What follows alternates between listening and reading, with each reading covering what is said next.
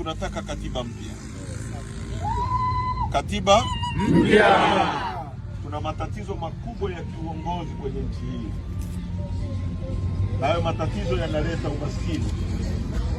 Tumeingia kusini. Kusini hamhitaji kuambiwa ni kwa namna gani kusini imetengwa na imeumizwa. Jana nimesema kwa kirefu sana tukiwa na Chingwea. Mnaweza kusikiliza kwenye nani.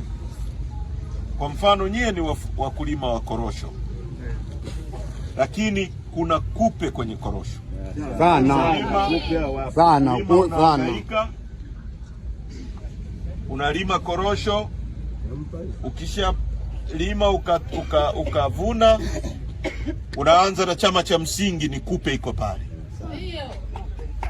Unakuja chama cha ushirika, kupe mwingine pale.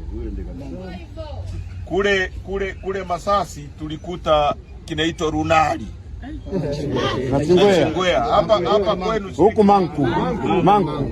Wazungu nyeufu hao. Na chenyewe kupe. Alafu kuna wengine wanaitwa bodi ya korosho. Wako Mtwara mjini hapa. Hao ndo balaa. Na sasa hivi wameanzisha kingine cha juu ya bodi ya korosho. Kinaitwa joint kinaitwa Korosho Joint Cooperative Enterprise. Na chenyewe chote kinaangalia mkulima. Sasa kuna namna mbili ambayo mnaibiwa ambayo hamjui. Wakati wa ziara tuliyofanya na Mheshimiwa Lissu nilizungumza sana, mliona watu wa vyama vya ushirika wananijibu wanafanya nini. Iko hivi. Namna ya kwanza, wanaweka makato kwa mnunuzi. Sasa nyie wakulima mnasema hayo anakatwa mnunuzi, hayatuhusu. Kwa mfano kuna kitu wanaita export levy. Si mnaisikia? Kwa kila kilo moja wanamkata yule mnunuzi shilingi ngapi? 500.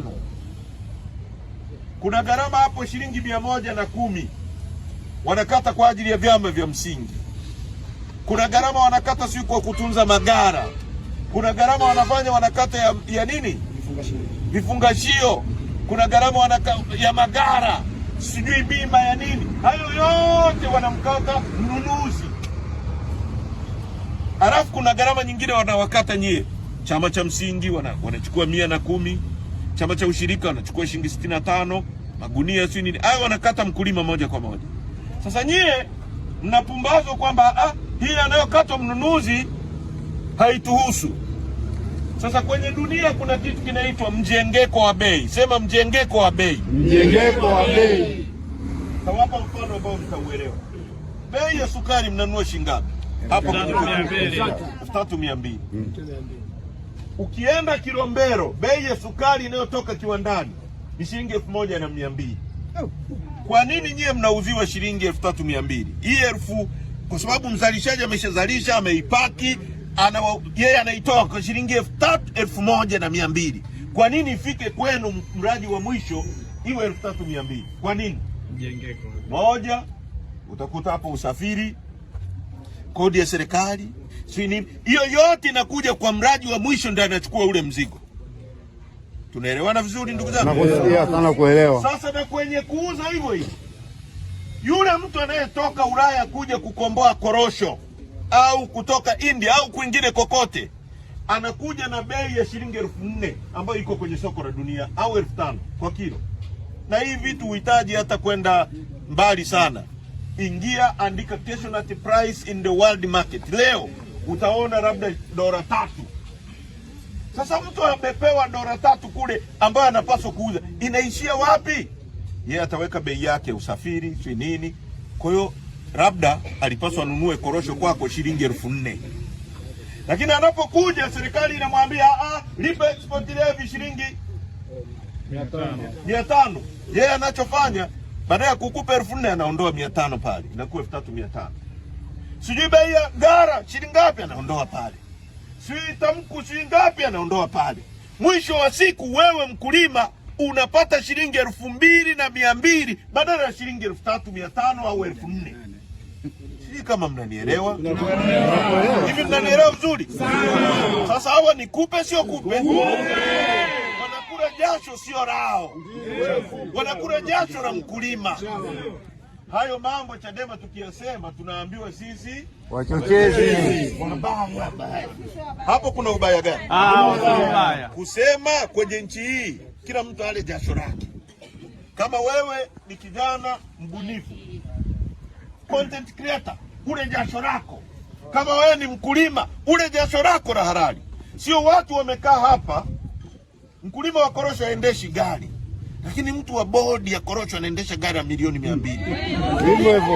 Wewe una shamba, mimi mwenye shamba sina uwezo wa kukaa pazuri. Wewe unakaaje pazuri wewe kama unanitumikia?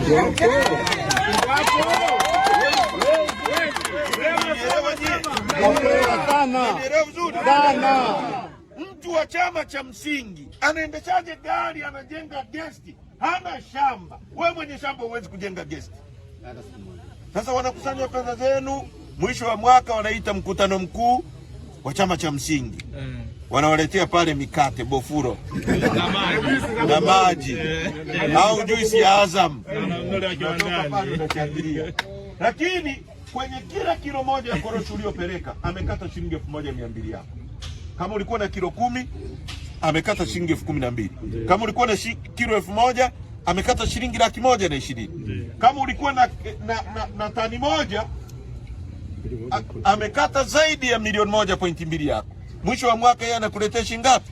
20,000. Unashangilia. Una akili timamu wewe? Una akili timamu? Haya mambo ndio tunataka kuyabadilisha.